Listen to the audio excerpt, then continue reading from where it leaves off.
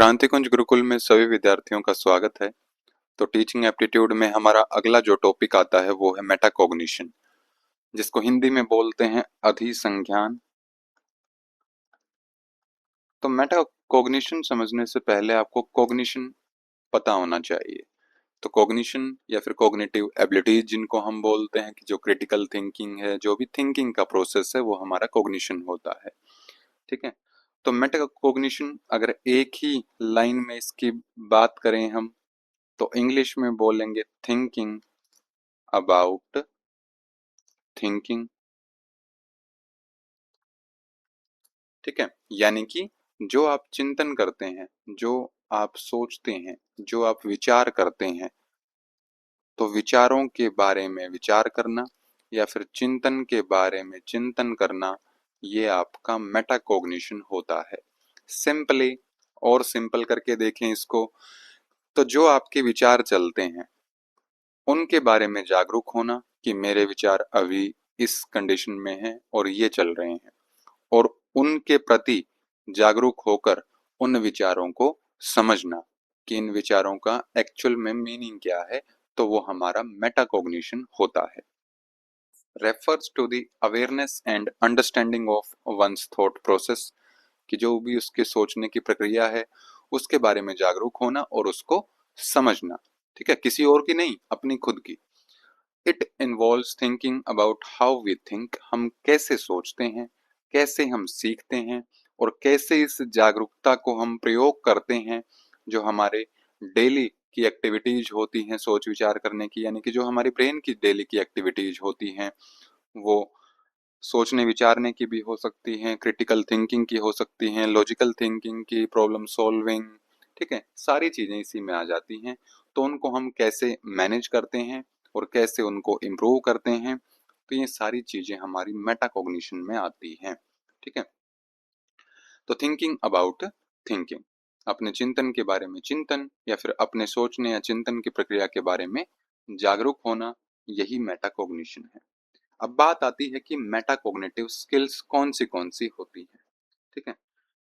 तो सबसे पहली इसमें आपकी अधिसंज्ञान स्किल में आती है प्लानिंग, या फिर जिसको ऑर्गेनाइजिंग भी बोल सकते हैं हम। प्लानिंग का मतलब है प्लान बनाना, कि सारी चीजों, अब आपके पास 10 यूनिट हैं तो 10 की 10 यूनिट का आप एक प्लान बनाते हो, उनको सिस्टमेटिक तरीके से ऑर्गेनाइज करते हो कि सबसे पहले मुझे कौन सी यूनिट करनी है, उसके बाद कौन सी यूनिट करनी है। तो ये एक सिक्वेंशियल ऑर्डर में सारी चीजें लगाना, यही प्लानिंग है। ठीक है। तो deciding on the strategies to use and organizing how to approach a task, कि आपको वो जो टास्क है आपका यूजीसी नेट एग्जाम का, उस तक कैसे पहुंचना है। तो उसके लिए आपको 10 यूनिट्स याद करनी है, तो उनको अच्छे से ऑर्गेनाइज करना, यही प्लानिंग के अंदर आता है। इसमें आप गोल भी सेट करते हो, जो हमने पहले भी देख लिया था कि सबसे पहले आप एनालाइज करते हो टास्क को, फिर गोल सेट करते हो कि मुझे कितने दिन में कौन सा जो है टॉपिक कंप्लीट करना है। ठीक है। और जो भी उसके लिए जरूरी चीजें हैं, जो भी आवश्यक सामग्री है, किताबें हैं, पेन है, कॉपी है, कितना समय उसमें जाएगा, तो वो सारी चीजें आप वहां पर इकट्ठा कर लेते हो प्लानिंग में। प्लानिंग के बाद आता है मॉनिटरिंग। मॉनिटरिंग का मतलब क्या है कि जो ऑब्जर्वेशन है, कि जो आपने प्लानिंग बनाई है, जो भी आपका कार्य है, 10 यूनिट याद करना आपका कार्य है, तो इसमें जो भी आपने प्लानिंग बनाई है, तो इस प्लानिंग में आपकी कोई कमी तो नहीं है, या फिर कुछ और ऐड हो सकता है इसमें, या फिर कुछ हटाने जैसी कोई चीज है इसमें, तो वो सारी चीजें हमारी किस में आती हैं, मॉनिटरिंग में आती हैं। कि जो हमारी परफॉर्मेंस है, क्या हमने जो प्लानिंग बनाई थी उस प्लानिंग के अनुसार हमारे जो गोल्स हैं वो टाइम के साथ पूरे हो रहे हैं या नहीं हो रहे हैं, तो ये हमारा मॉनिटरिंग में आता है। तो observing and assessing one's own understanding and performance during the task, कि अपनी ही परफॉर्मेंस को या फिर जो हमने प्लानिंग बनाई थी, जो हमने गोल को सेट किया था, उसके अनुसार जो हमारा कार्य चल रहा है, तो उसकी परफॉर्मेंस को ऑब्जर्व करना। ठीक है, कि उसके अनुरूप चल रही है कि नहीं चल रही है।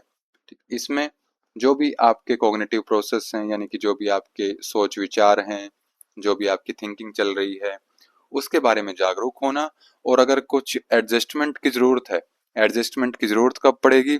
जब जो गोल आपने सेट किए थे उसके अनुसार कार्य ना मिले आपको, कि इसके अकॉर्डिंग तो चल नहीं रहा है, बहुत धीमे चल रहा है, फिर बहुत फास्ट चल रहा है, कुछ भी उसमें हो सकता है, तो उसके अनुसार फिर एडजस्टमेंट भी की जाए। तो पहला नंबर पर आता है आपका प्लानिंग, तो एक मेटाकॉग्निटिव स्किल है। दूसरे नंबर पर आता है मॉनिटरिंग, ये भी एक मेटाकॉग्निटिव स्किल है। तीसरी इसमें स्किल आती है हमारी इवेल्युएटिंग। तो लास्ट में जब जो टास्क है, जो आपने गोल सेट किए थे अपने, तो सारा का सारा टास्क आपका कंप्लीट हो जाए, तो लास्ट में क्या आपका कंक्लूजन निकल कर आया, वो आपको इवेल्युएशन बताएगी। ठीक है, तो इसमें इफेक्टिवनेस का पता लगता है कि जो आपने प्लानिंग की थी पहले स्टेप पर, वो प्लानिंग अच्छी थी या नहीं थी, उसको रिजल्ट बताएगा। कि जैसे बच्चों का है, लास्ट में रिजल्ट बताता है कि आपने पूरे 6 महीने या फिर पूरे साल पढ़ाई की थी या नहीं की थी। ठीक है, अब एक बच्चा है कि 10 घंटे बैठा रहता है किताब लेकर। ठीक है, तो जब पेरेंट्स उससे पूछते हैं कि पढ़ क्यों नहीं रहे हो, तो बोलता है कि पूरे दिन किताब तो उठाए रहता हूँ मैं। ठीक है, तो पेरेंट्स क्या बोलते हैं उसको, कि तुम्हारा रिजल्ट बताएगा कि तुमने कितनी पढ़ाई की थी। तो वही ये प्रोसेस है इवेल्युएशन का। ठीक है, कि कितनी प्रभावकारी तरीके से, कितना इफेक्टिव तरीके से उसने स्टडी की थी, उस काम को पूरा करने का प्रयास किया था, वो आपको इवेल्युएशन में दिख जाएगा। ठीक है, कि अगर अच्छा किया है तो अच्छा रिजल्ट मिलेगा, पुअरली किया है, बुरे ढंग से किया है, तो उसके अनुसार उसको रिजल्ट मिलते हैं। अच्छा किया है तो उसमें और क्या इम्प्रूवमेंट हो सकती है, तो वो आगे आने वाले टास्क में वो एडअप हो जाएंगी। और अगर बुरे तरीके से किया है तो वो भी उसमें फीडबैक के द्वारा पता चलता है कि यहाँ पर कमी इसमें रह गई थी, तो नेक्स्ट टास्क का जो भी प्लानिंग होगी उसमें वो चीज या फिर वो जो कमियां हैं वो दूर कर ली जाएंगी। ठीक है, तो ये हमारे 3 इसमें मेटाकॉग्निटिव स्किल्स आते हैं। अब कुछ टीचिंग टूल्स हैं जो मेटाकॉग्निटिव स्किल्स पर आधारित हैं। कौन से इनके ऊपर क्वेश्चन पूछा जाता है। पहला आता है इसमें KWL चार्ट। क्या होता है KWL चार्ट? तो के का मतलब होता है इसमें नो, जानना। ठीक है, यानी कि व्हाट आई नो, ये के में आता है आपका। डब्ल्यू में आता है आपका वांट टू नो, कि क्या मैं पहले से जानता हूं। सिंपली आप इसमें ऐसे भी बोल सकते हो कि प्रायर नॉलेज। ठीक है, कि आप टीचिंग एप्टीट्यूड अभी पढ़ रहे हो, अगर इसमें आप ये KWL चार्ट का प्रयोग करना चाहेंगे तो कैसे इसको कर सकते हैं। कि सबसे पहले आप देखेंगे कि टीचिंग एप्टीट्यूड के बारे में आप कितना जानते हैं, व्हाट आई नो, वो के वाले कॉलम में लिखेंगे। फिर आप ये देखेंगे कि मुझे और क्या इससे एक्स्ट्रा जानना है, तो वो डब्ल्यू वाले कॉलम में लिखेंगे, वांट टू नो। और 3 नंबर पर जो एल है, ये आता है आपका लर्न, यानी कि जो आपने सीख लिया है। ठीक है, तो वो आपका एल वाले कॉलम में रहता है। एक ग्राफिक ऑर्गेनाइजर विथ 3 कॉलम्स। सबसे पहले नंबर पर मैं क्या जानता हूँ, फिर दूसरे नंबर पर मैं क्या जानना चाहता हूँ, what I want to know, और लास्ट में मैंने क्या सीख लिया है। ये 3 चीजें हमारी KWL चार्ट में रहती हैं। कंसेप्ट मैप, माइंड मैप, ये हम पहले भी देख चुके हैं। क्या होता है कंसेप्ट मैप, माइंड मैप? एक विजुअल डायग्राम होता है जो हमारी कल्पना बनती है कि ऐसे ऐसे चीजें मैं करूंगा, ऐसे मैं समझूंगा, ऐसे मेरी प्लानिंग रहेगी। यानी कि एक विजुअल डायग्राम जो हम हमारे मन मन में ही सोच लेते हैं, वो हमारा कंसेप्ट या फिर माइंड मैप रहता है।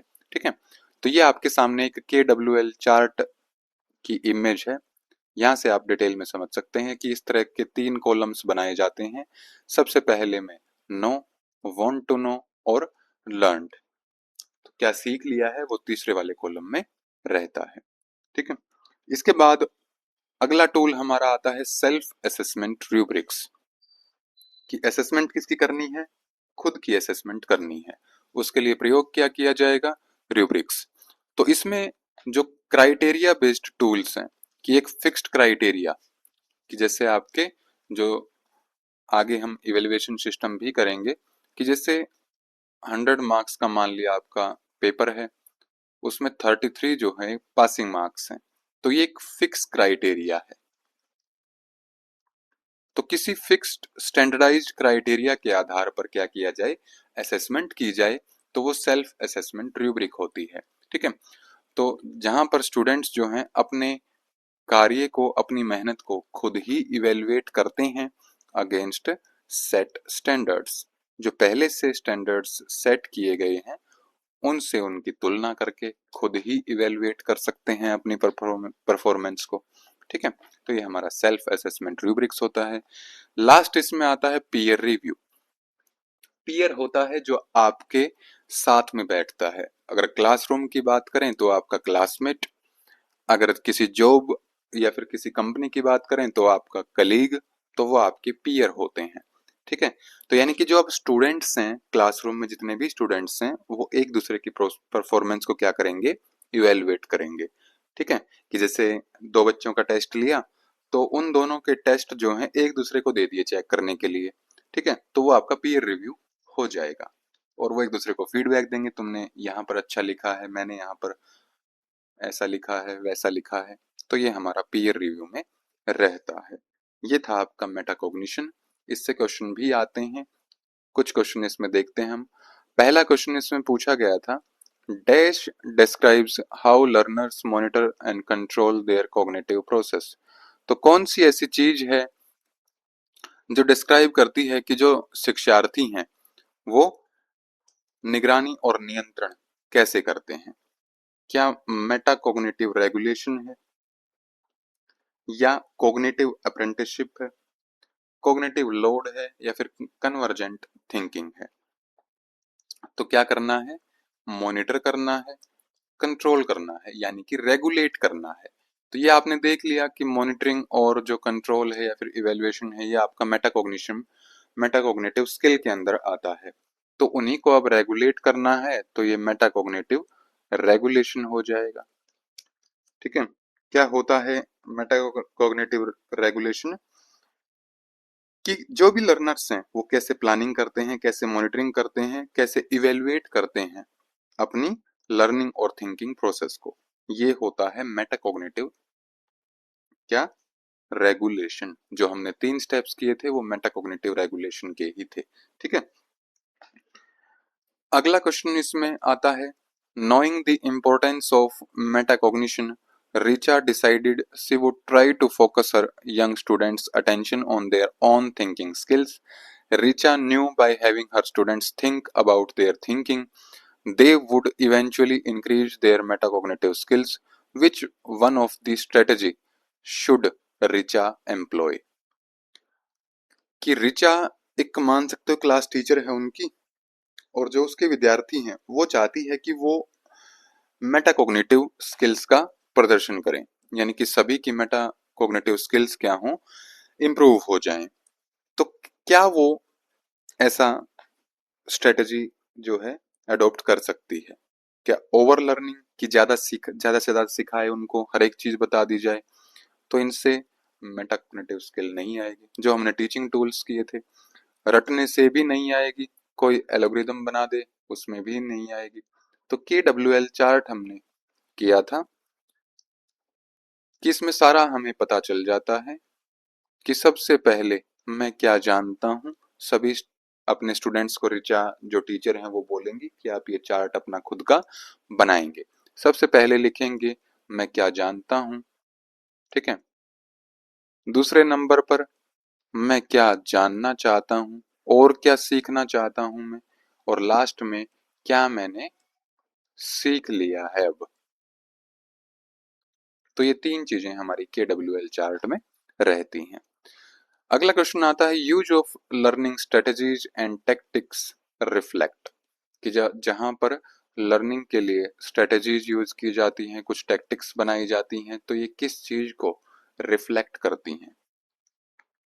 क्या ये इंटेलेक्चुअल ह्यूमिलिटी को करती हैं रिफ्लेक्ट, या फिर ओवर लर्निंग को, रोट लर्निंग को, या फिर मेटाकॉग्निटिव नॉलेज को ये रिप्रेजेंट करती हैं? तो जहां पर हमें रिफ्लेक्ट होने का मतलब है कि खुद की ही रिफ्लेक्ट होंगी, ठीक है। तो जहां पर हमारी खुद की चीजें ही रिफ्लेक्ट हो रही हैं या फिर हम देख रहे हैं, चाहे वो हमारी स्ट्रेटजीज हों, चाहे हमारी टैक्टिक्स हों, तो वो मेटाकॉग्निटिव स्किल्स होती हैं, मेटाकॉग्निटिव नॉलेज होती है। तो फोर्थ ऑप्शन इसमें करेक्ट हो जाएगा। तो ये था आज का हमारा टॉपिक। अगर इसमें किसी को कोई डाउट हो तो आप कमेंट करके पूछ सकते हैं। आज के लिए हम इतना ही रखेंगे। ओम श्री गुरुभ्यो नमः। ओम शांति शांति शांति। सभी को ओम